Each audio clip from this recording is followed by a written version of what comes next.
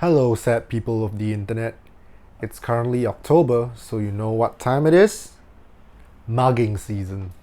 You see, while the rest of the world comes back from summer break, us Equatorial Islanders get to experience the seasonal bout of self-loathing and depression.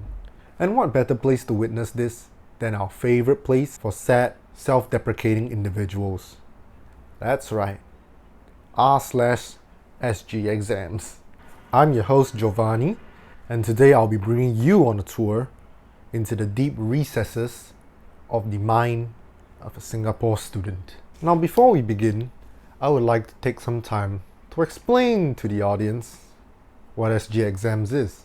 Reddit is basically anonymous Facebook for people to post the most incessant garbage that is also mildly interesting.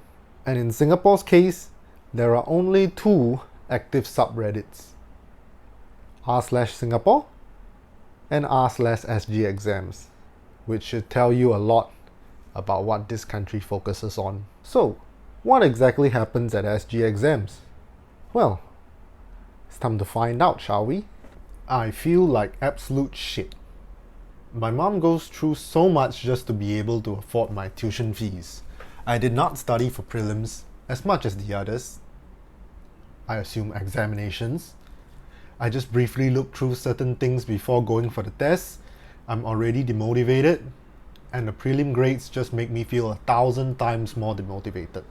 My maths was an F9, my pure geog was an F9, SS history was an E8, English was a B3, pure bio was exactly a 50, and my combined science was a C6. My mum expects me to a 14 for my L1R5, but honestly, I just hope that I can get to a JC. Lol. Now, if you're not acquainted with the Singapore education system, then I guess a bit of explanation is due.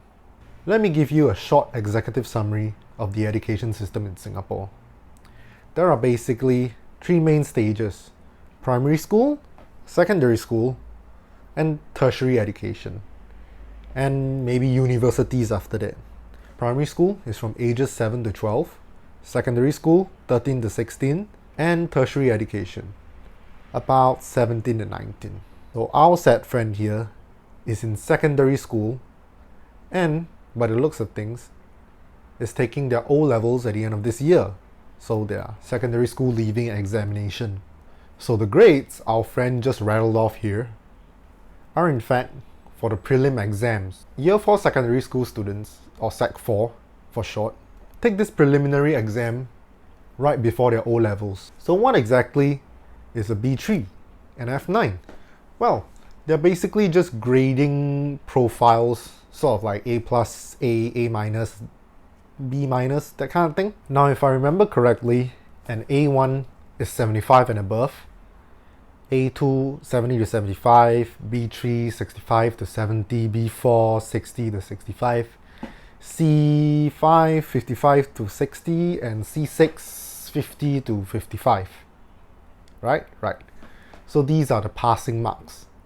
The failing grades are D7, E8, and F9. So if your average grade is about 7 or 8, which is like a 40 to 50 out of 100, that's pretty bad.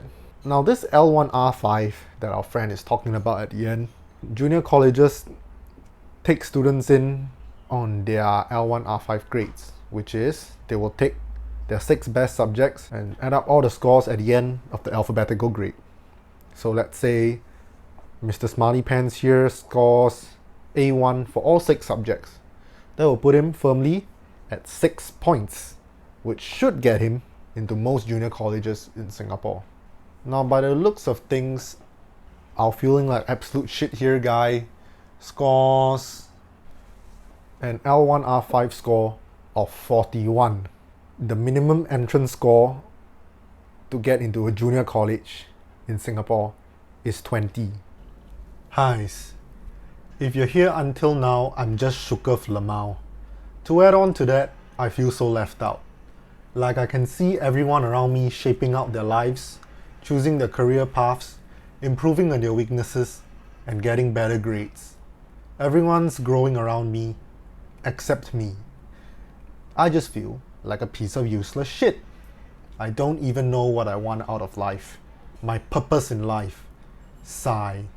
Now, if you spend any period of time in Singapore as a student, you will know that this is a very common mentality, whether you generally do well in exams or you generally do pretty badly in exams. And there's just this sense of disappointment in oneself.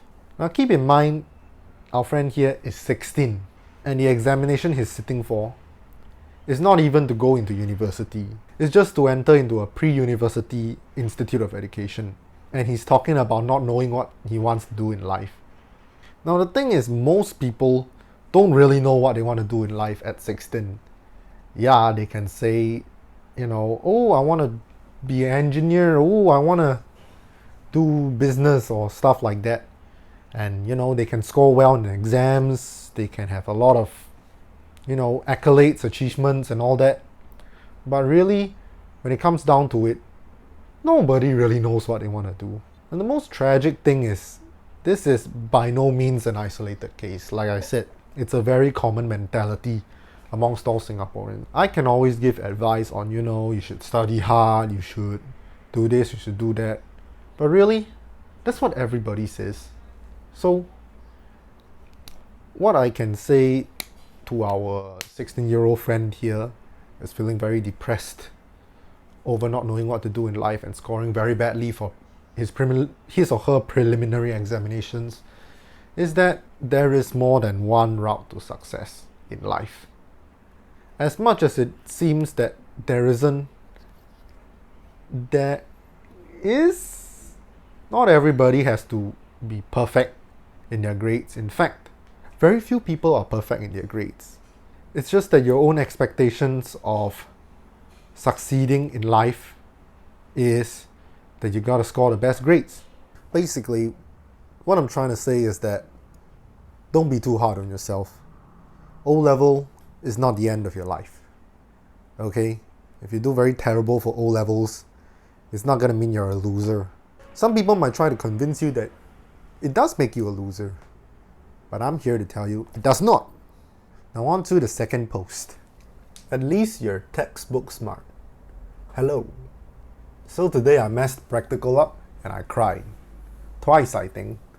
I know it's only worth like 20%, but I'm just mostly disappointed in myself. I'm not smart practical-wise at all. My friend told me today that at least you're textbook smart. And it just got me thinking.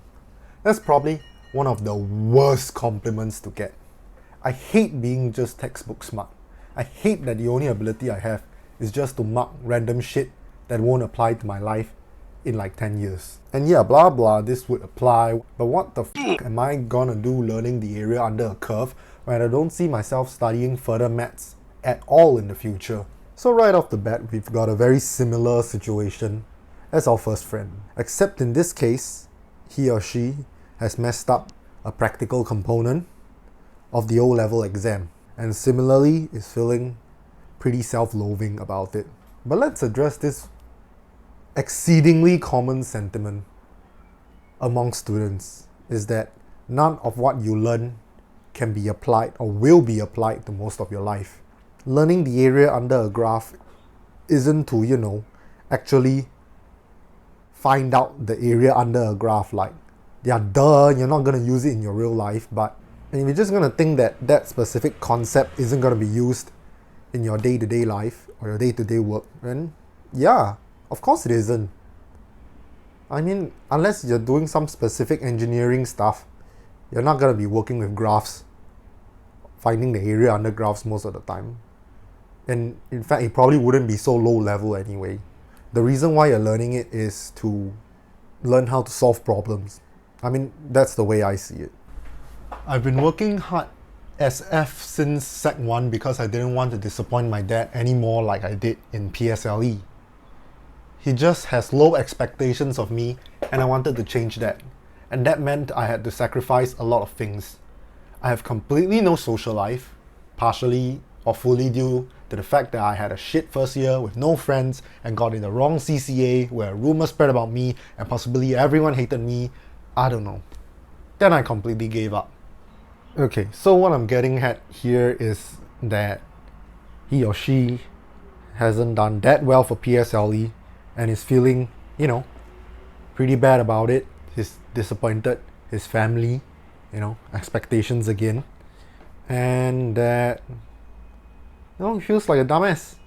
There's another exam that he messed up. You kind of see the trend here. It's a very common sentiment, and this is not the end of it. SG exams is chock full of posts like this. And is it an accurate representation of Singaporean students? Yeah, I would say so, pretty much. Maybe not so dramatic, and people probably would not disclose this information, so openly if it was face to face. But yeah, from my experience and the experience of all of my friends, it pretty much is the common sentiments of the average student.